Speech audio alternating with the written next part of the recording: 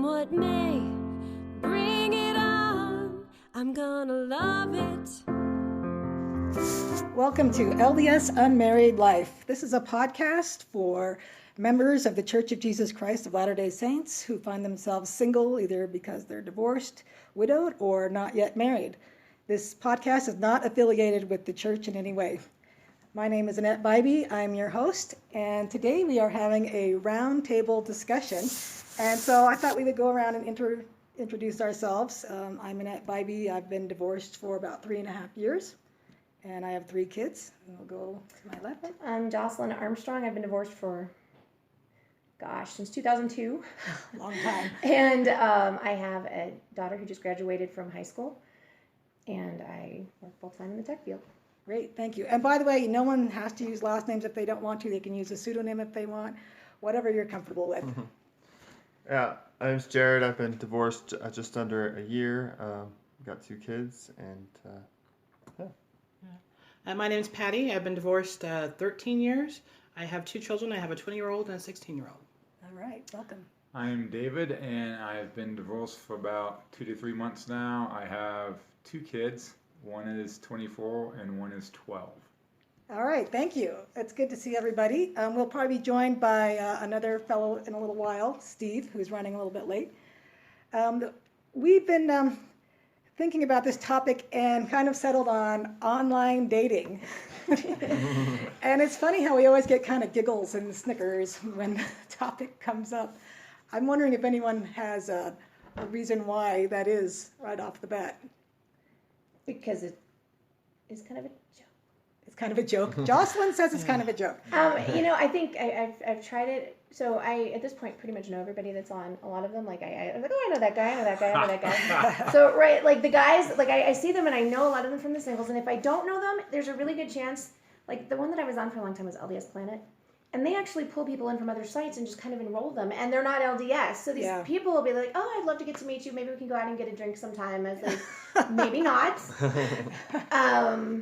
So, like, I think Patty and I were discussing. So they pull in a lot. So if I don't recognize them, because I've been on there for like 3-4 years, it's probably because they're not Mormon or they're not active. And no, mostly because they're not Mormon. I'm sitting here because activity doesn't necessarily mean anything. For that particular aspect. But I mean, because they're not members of the Church of Jesus Christ of Latter-day Saints. Yes. That's right, because they're not members of, This one's going to take me a while. I still call it mutual. I know, it's really hard. I know, same thing with home teaching and visiting teaching, right? Yeah. Ministering is going to take a while. Minstresses. Yes. I'm a minstress. You ministrette? Hey, I like that. Works for me too. I think with the Planet I have the same problem. I'm still on it, but I would say half of the time, if not more, you can tell right off the bat that they're not members of the church. Yeah. Because they either skip the question about how do you feel about the church, or they say something like, I enjoy my wine. And like, Exactly. Okay. I think what happens also too is when they pull them in from other sites, they don't have that question. So they don't even ask them. Yeah. So you can tell who's a member because when you're a member, they ask you about the church, they ask you about your callings, all that kind of stuff. But when you're not a member, it's what do you like to do? And they pull them in. So it's like, Phil, what we're looking for, where's your information about the church? And, are you active or what have you? It's just not there. Yeah. And that's a good indication right there from the get-go that person is not a member. It's pulled from a And they do that so that, I feel like it's a little dishonest because I think they do that to generate hits. And then you go back and they say, oh, you have a message. And it's like, so-and-so winked at you. Okay. I can't tell you how many times somebody sent me a message and I respond and then they don't respond back. And I think there's and so it's gotten to the point for men who are doing online dating, remember this. I've gotten to the point, when we're talking and they send me a message, if they don't say something that indicates that they have read my profile and that they recognize I'm an individual, I probably won't respond because a lot of them will write like just a basic introduction, find 20 women in like a 10-mile radius and just send it to all of them and then see what bites. And they might never even be interested. They just kind of want to see what's out there, right? And then they don't respond. And if I've put thought and time into it, and I usually do, and they're not responding, then, I need to see that they've put some thought and time into it as well. Well, and sometimes I hear that those flirts go out there automatically. They're like bots. Yeah. So they're not actually coming from a person. Mm-hmm. So unless someone actually sends me I'm sorry, go ahead. I'm sorry. No, go You can actually accidentally send a flirt And to do that somebody. too, yeah. Yeah. And then Oh, someone right. unsends it, but you already saw it because it comes up as a blip on your phone. So you're thinking you have something, and they took it away.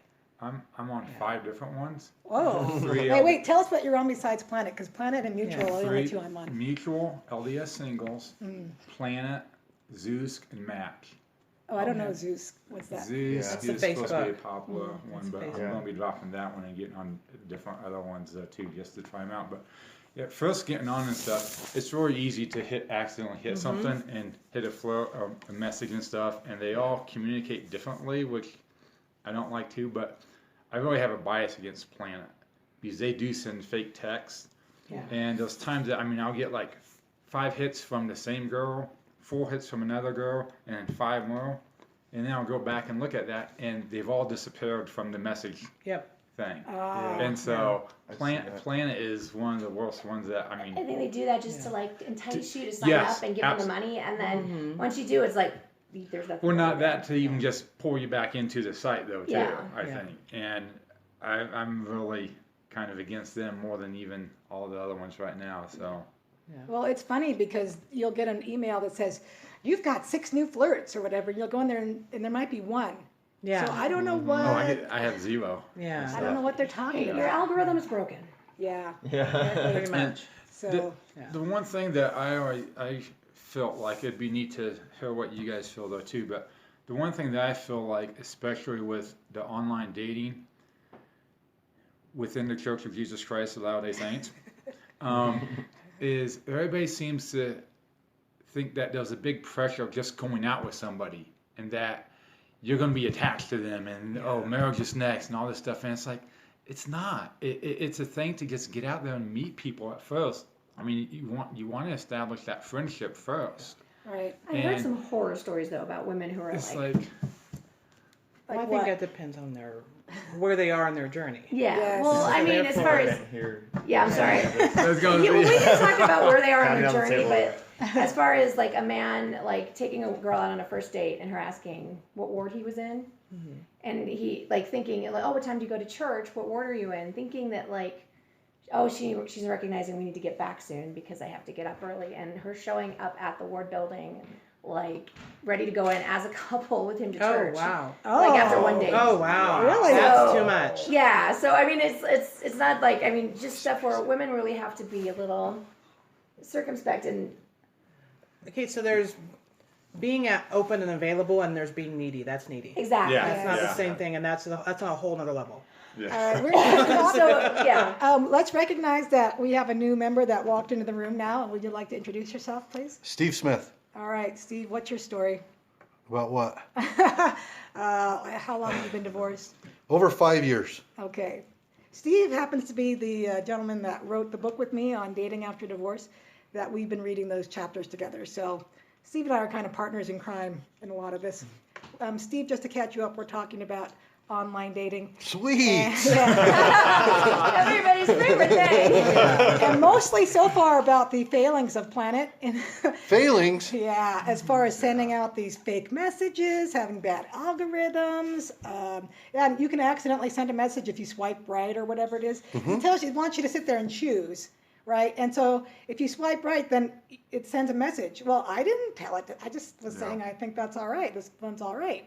And then there's just a lot of technical problems with Planet. If you're listening, give me a call. I can go over all your problems. And I almost feel like they're intentional technical problems, right? Like, because it always errs on the side of engaging a person into thinking that maybe somebody's interested when they're not. Like, Also, too, with Planet, when you pull up the 5 matches, daily matches and stuff, if you pull those up and look at them, it automatically sends out a message that you've looked at their profiles. Even though they can don't tell. tell Yeah. their profiles. I didn't know that. I've contacted them about that because it's like, and if you go into old messages if you start messaging people and you go into one of their old messages, if you open one of the messages that they've sent you, that also triggers that you looked at their profile too. Because I've contacted them about this because you look like a stalker. yeah, Yeah. that's what I told him. It's like 15 views. yeah, Exactly. I've only messaged this lady. I've looked at her profile like 2 or 3 times, but it has me as like 14 times and stuff. Like, you guys gotta cut this. I mean, it looks like I'm stalking them. I didn't No, know it really that. is, and it is. Yeah.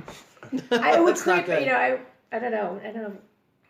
I wonder if they do the same thing in the opposite direction though, because I think like some women would be like, oh, he really likes me, and they would like that, right? But I think a lot of men would look at that and they'd be like, oh, that's me, right? Yeah. She's showing me to all of her friends already, and it's just Exactly. Just a little bit. Not necessarily a positive. Or if you're in a dating puddle instead of a pool, your 5 matches repeat over Yes. and Yes. over. And everybody thinks you're looking I've at seen the same. ones again Yes, I've seen the same ones and too. again. Well, and then you look at these profiles, and I don't know what the ladies' profiles look like because I don't look at the ladies' profiles, even though you occasionally get a match with the female, and I think that's Yes, that's legislation Oh, yeah. that has told them that they have to do that. Yeah. Yeah. But anyway, but from the guys' profiles that I see, I have to go into a few complaints about those. And I don't know about you guys because I haven't been on your profiles. I don't know if are you on there? No. Okay.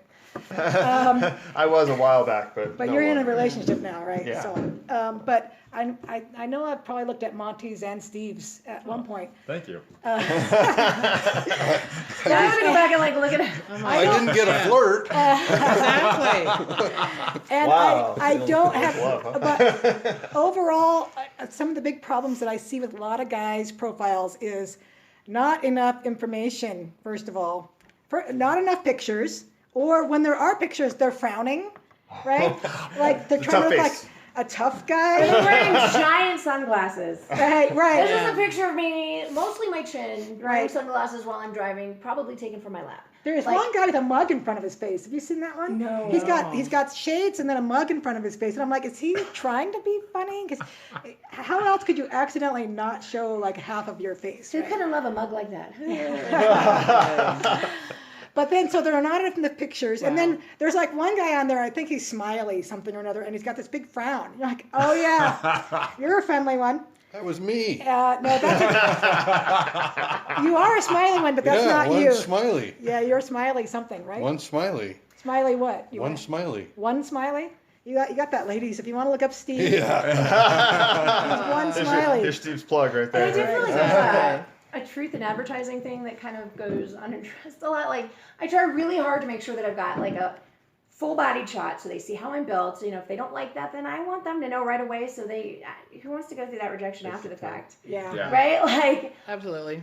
or something that's relatively recent, and and then you'll see pictures of people like, oh yeah, that was 20 years ago on my mission. I was like, I know. I've never Yes. understood why people want to People do post that. their mission shots. Yes. Not even mission shots, just Yes. or were they try? I mean, I guess like if you're trying to say, yeah, I went on a mission to Costa Rica. Here's a picture of me in the jungle, and then the rest of them are recent. But there are Right, people who that's have fine. shots up that have Or been, no, that or are just- like over 10 years old, Yeah. and that's They all have- they've got. Or they have one picture of themselves and the rest is of wildlife or something. You're like, Hey, okay, la- but what do you look Hey, like? ladies. Or And the women do the same thing too. Women do this one that this Yeah. really drives me nuts. They put a picture of a bunch of her and a bunch of their friends. Yeah, they don't say which one. Which Yeah. one are Yes. And And then you also like go through And then say, if you look through which the is same thing, there's there's Every time she you? Two goes, of the yes. same people in every picture. Yeah. You know? Yeah. Also, crop your Which exes one? out. Oh, Yes. If you have a picture of your arm around somebody and it's obviously like a romantic thing, or your kid, like just crop them out. Like, I'm sorry I picked a topic you guys don't feel strongly about. I guess the thing I'd have to come back or get to then too is if you've started messaging somebody 2 or 3 times, if you want to stop, tell them instead of just ghosting, because like I've had right. 2 or 3 that do that. It's like I've been messaging them 2 or 3 times and stuff, and all of a sudden like they stop. And it's like, Well, Monty, I got tired of messaging with you after a while. just tell me see, I'm yeah. okay. I need David. I'm a big boy. Oh no. I'll I see. know, I have a cat out of the bag. Well, that brings me to another thing, and it's not really just online dating, it's just meeting people in general that I've kind of decided this last week. And that is that when you first meet someone as a single, it's hard. When you first meet someone opposite sex, you tend to like want to categorize them right away. At least me, maybe that's just me, but Just you. I want to put them in the. you want their proverbial sorting hat to be like, Well, yeah, it seems like I first say Gryffindor. I'm going to date this person or not date this person, and That's kind of been blown out of the water for me, and I've decided that when I first meet a guy, if he's high quality, that I'm not going to make that decision.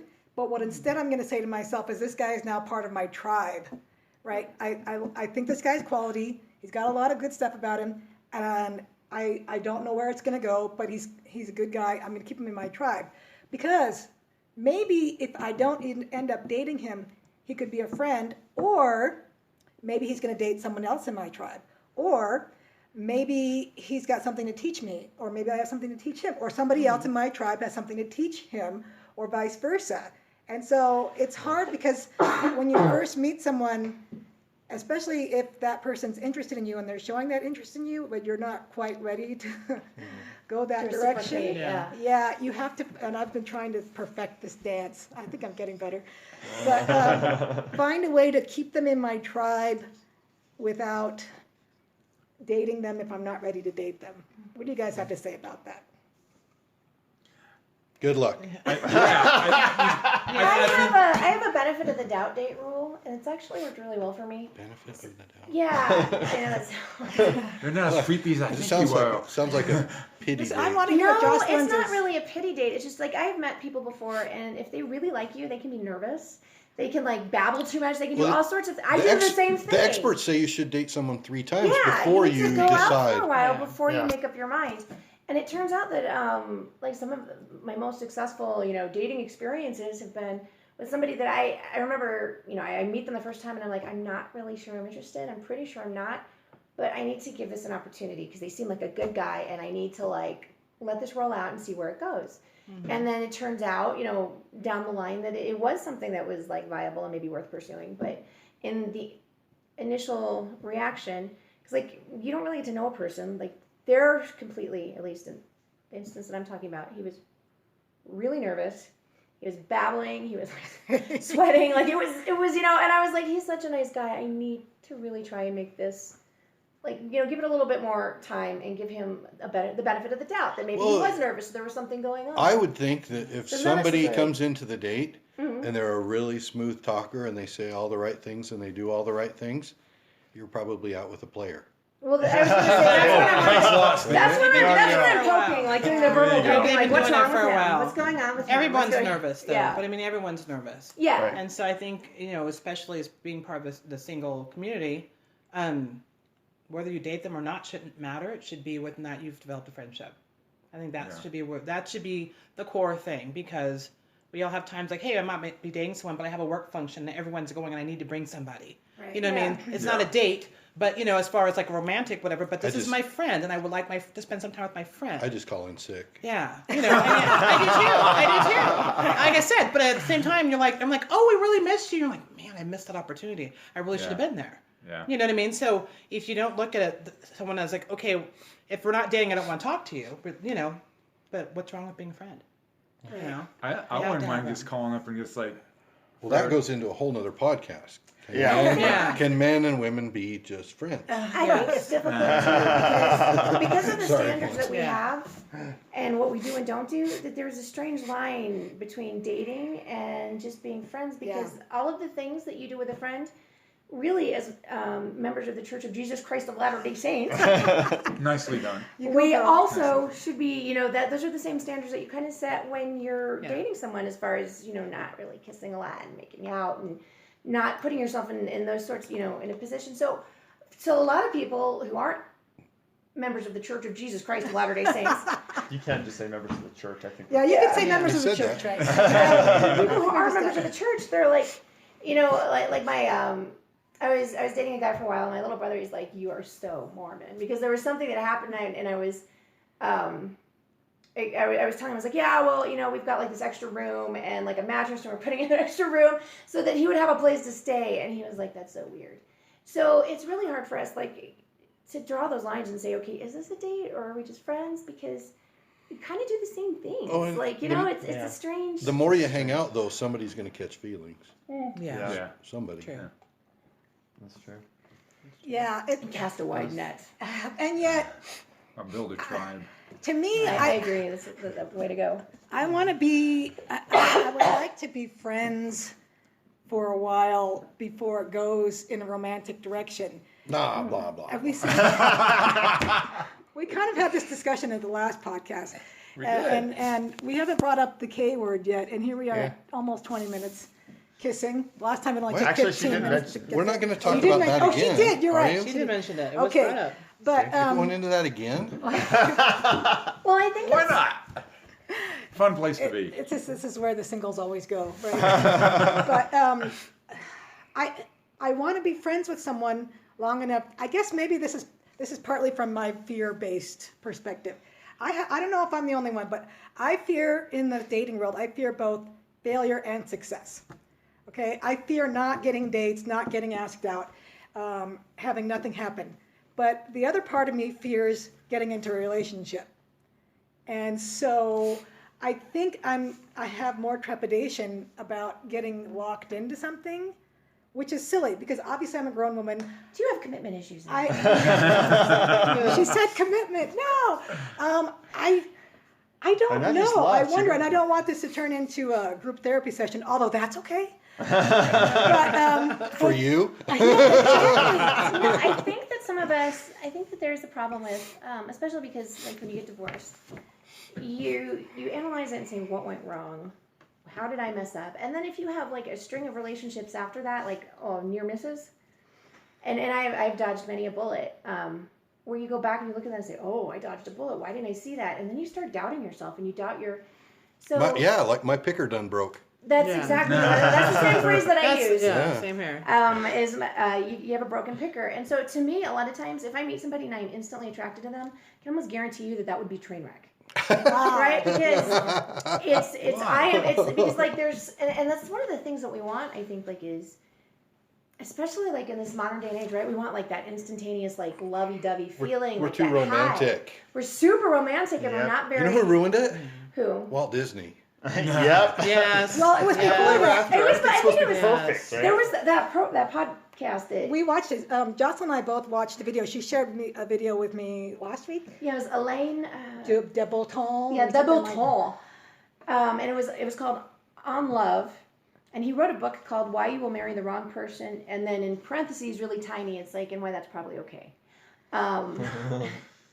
And that was one of the things he said, that it's romanticism has kind of killed us because we want like this great rush. But, I don't trust the rush because I know that it's completely overriding all of the sensibilities that I need to like really bring to a relationship. So after everything is played out and like the infatuation is over, I'm like, you're an idiot. Like, what was I doing? What was I thinking? And the thing is, you actually tell him that? and the thing is, I wasn't. One of the things I try to do when I break up with a person is explain to them what worked and then what didn't work. And like an exit interview. kind of, because nobody tells you that. And I've always felt like, and a lot of times somebody will do something. You only I'm like, tell them if they ask. I volunteer it. Because I feel like I'm doing them a service. And to be honest, I know so many men who've gotten married to the next woman that they dated. And I often wonder, I'm like, oh yeah, that was all me. I'd like to think that was all me. Probably not, but The it next makes me feel episode. better. The next episode's going to be Jocelyn speaking it straight. No. Jocelyn's There is no dating. speaking it straight though. Yeah. Because every person, and mostly it's just communication. Say, when you say this, it makes me feel, and you can't say me. Say, You have I to feel use this the way. I. The When eye you language. say this, when this you is say how this, I feel. This. And I know that maybe you didn't mean it that way, Teach but my kids perhaps eye we language. could talk about it in a slightly different way that would be more comfortable for me. So it's not like you're giving this guy a list of all his weaknesses. No. What you're doing is you're telling him why the What's the relationship deal breaker? didn't work out. Yeah, and sometimes, That'd probably help with closure.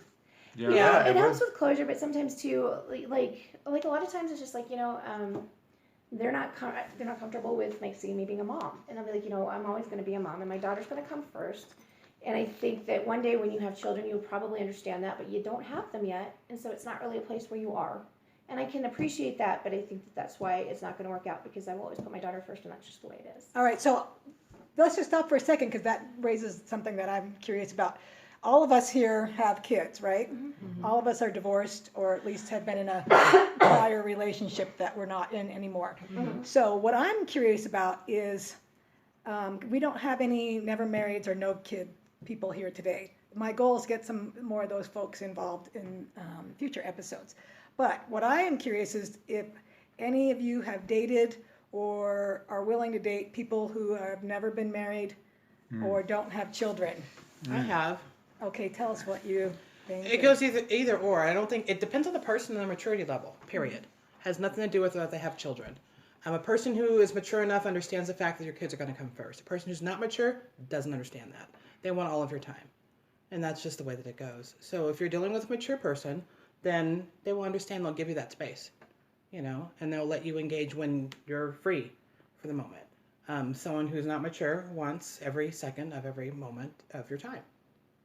And that's just the difference. To me, it's similar, but I don't put it as nicely because I'm just concerned if they're selfish though, because I don't know if they're willing to be able to sacrifice some of the things that they're willing to do to make a bond with somebody else now, and that's the thing I'm concerned about. And I also have a topic to get to after we get to this one. We'll see if we have time. It's the children's first thing, but that's how I felt. It's like it really I have to see that they're able to put someone else's needs sometimes before theirs. Not always. Yeah, but a mature person can, and an immature person that's why I said, you put it nicely, I call it selfish. I feel like, too, because I've had people like, well, you can't always, I was like, well, here's the deal. She's my prior obligation. Like, I didn't ask to be born. When the kids say that, and my daughter's never said that, but that was like one of the things that teenagers, I guess, were supposed to have said when I was a kid. They didn't, right? Like, they're here and it's because of me, and I'm going to make sure that I take care of her because that's my job. And they don't ask for their parent to go out and start dating other people either. Yeah. It's not like they're coming to you. My girls do not come to me and say, Mom, when are you going to bring some guys around? That's not what they're interested in. Met me so you hide the guys from your daughter. My philosophy is that I don't bring a guy around unless I know he's going to be around for a while. So if I'm just dating someone casually, I do it when the girls are not with me. Because they don't need to meet guys, get attached to them, and then not see them again. But your daughters are younger. So how old are your daughters? 10, 9, and 7. I do too.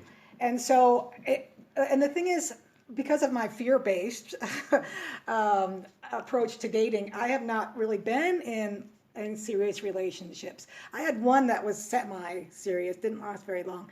And my girls met him briefly.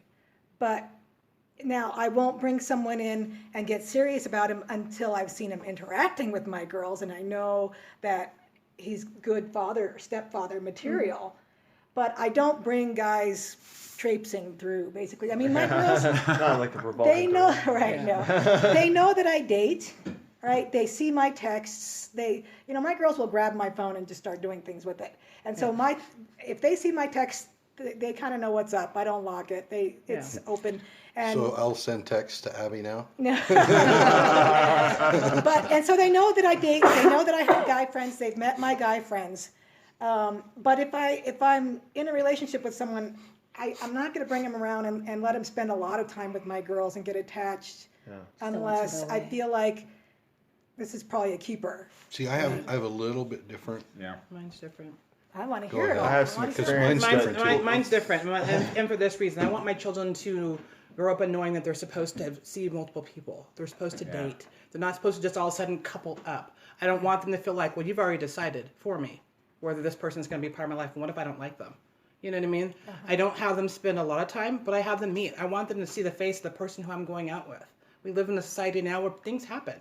My kids need to know, this is who mommy left with, this is what they look like, this is whatever, in case mommy doesn't come home.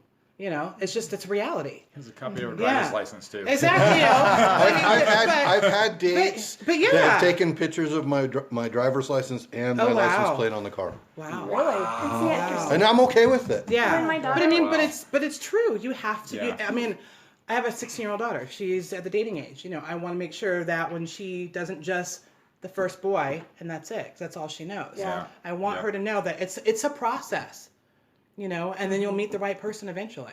Right. But you need to be aware of the process. My theory had gone a little bit further than that in the fact I wanted my kids to see me date.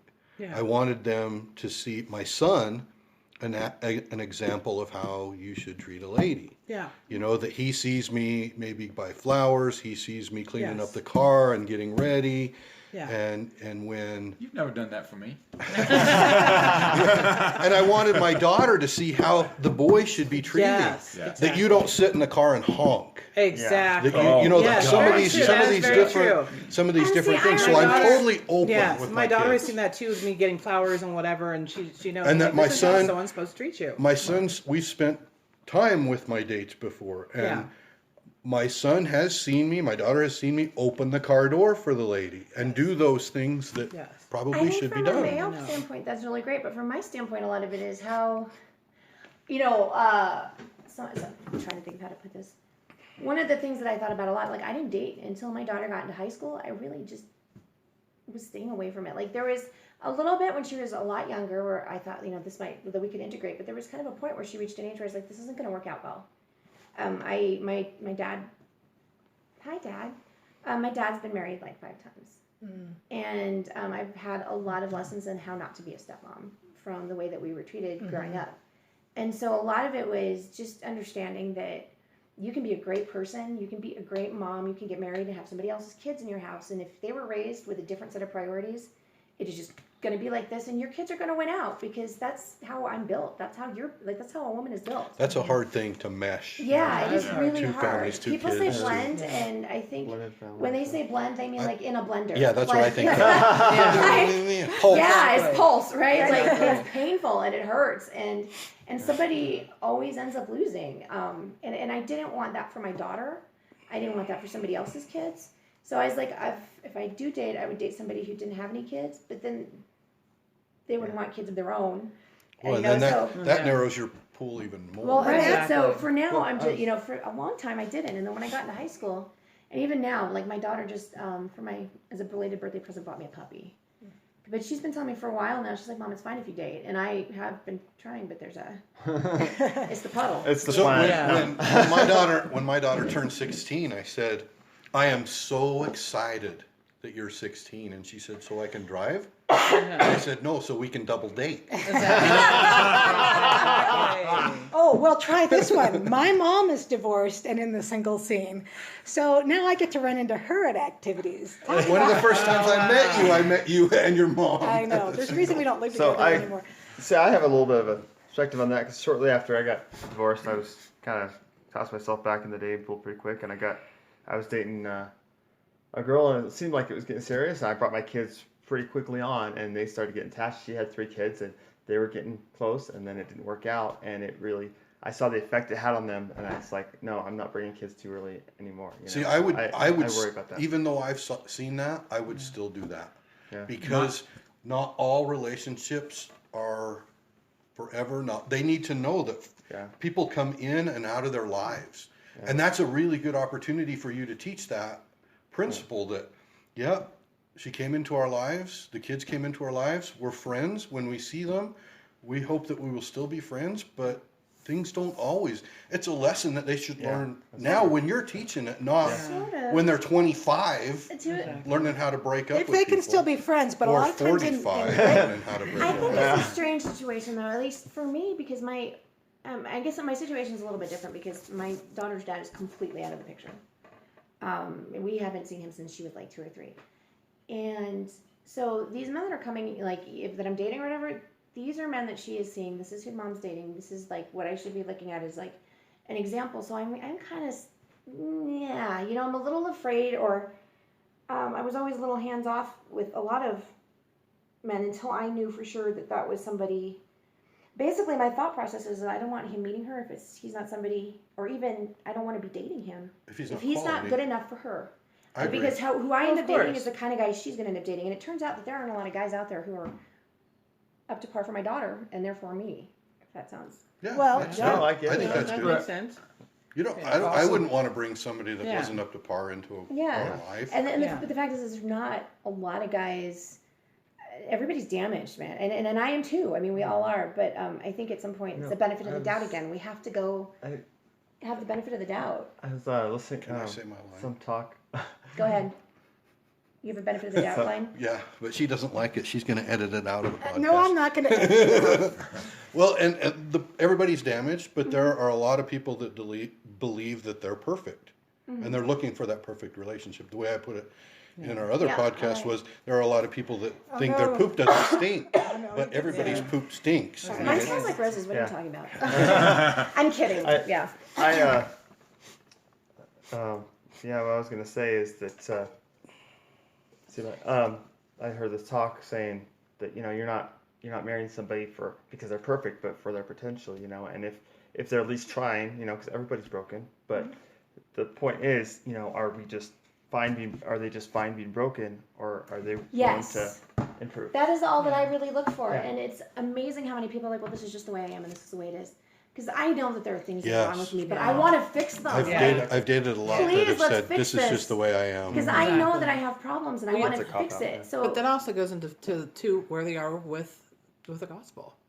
Are they moving forward, or are they stagnant? Yeah, no, you know what I mean? So you're not going to move forward in life if you don't get uncomfortable, period. Yeah, agreed. You have to get uncomfortable. So getting uncomfortable is changing some things about yourself that you know need to be fixed, but it's hard. Or maybe you don't know they need to be fixed. That's why you need somebody to tell you. Like that was one of the things that that guy was saying, and he talked about, I think it was platonic love, and he said, we have like this sense of romanticism where, he's supposed to know exactly what I feel and supposed to read minds. Yeah. And I think we've all been around the block enough times to know that's not true. But he said, it's more sort of an agreement of mutual improvement where you say, I'm going to stick by you, and here are the things that I love about you, and here are the things that we can work on. But so I don't have to love everything about you in a stagnant way and say, I love it that you leave the wet towels on the floor. Then love is a choice. It is a choice. Oh, yeah. It absolutely is. Okay, so let me take a quick poll then, because we got way, way, way off the topic. So this time, just a quick yes or no without any explanation. Would you date someone who's never been married? Start with Steve. Yes. If No, I just said no. yes, if I was prompted. Okay, David? Yes or no? Who's David? It's the guy calling himself David. Yes or no, you would date someone who's never been married? I haven't pulled the trigger on them, no. Okay. So I'd have to say no. And I think, Patty, you Yes. said yes. Okay, Jared? Yes. Yes. Jocelyn? Yes. With me, I guess I should have thought about that. And now you're going to give the explanation. I would say probably no, but I want to kind of echo what I think because I'm the hostess. I wouldn't do this. pay absolutes. Because I would never do that yes, stuff. I think no, you're right, and I think Patty has a good point in maturity, and I look at it as emotional intelligence, and it goes off of what this Alain de Botton, I think is how his name's pronounced, said. That if someone approaches differences in the relationship, between the two of you in a relationship, with grace and a sense of humor and forgiveness, then you can make a relationship work with that person. Yeah. So if you find someone who's never been married, or maybe they've been married and they don't have kids, so they don't have that parenting experience, if they have wisdom, if they have emotional intelligence, if they have maturity, if they come into a relationship like that, then they can learn how to handle what you're bringing. Exactly. And so I think that's kind of what I would come at it from, because I don't like absolutes either, but I also, I look at the as soon age. as you say that, Heavenly Father is going to tell you. Heavenly Father laughs. Okay, this is something else I decided just today. The best laid plans of mice, men, and Annette. I told Heavenly Father I'm really good with arranged marriage as long as he's the one that's going to do the arranging. There you go. I got That's nods. gonna come back to bite you. You got nods. But I agree. I think. I got my friend from India that could probably set you up. And so we are about out of time, but this has been a great discussion. There are so many other topics that can spin off of this one. I know that David over there has another one he wants to talk about, and we're going to keep doing these probably a couple times a month. And so I invite you all to come back whenever you're available and it's a topic you're interested in. And so this has been LDS Unmarried Life with your hostess, Annette Bybee, and our roundtable discussion. Please visit me and all of us at AnnetteTalks.com. And I'd like you to comment on any of the episodes or shoot me an email at Annette@AnnetteTalks.com. there's anybody here that you want to reach out to that you heard that sounded interesting. My phone number is. Our LDS planet. Exactly. Make a comment, send me an email, and let's make it a gathering place on my website, again, AnnetteTalks.com. And a shout out to my sister. It's her music that you're hearing at the beginning and the end of these podcasts. Thank you for joining us. I won't take things for granted. Come what may.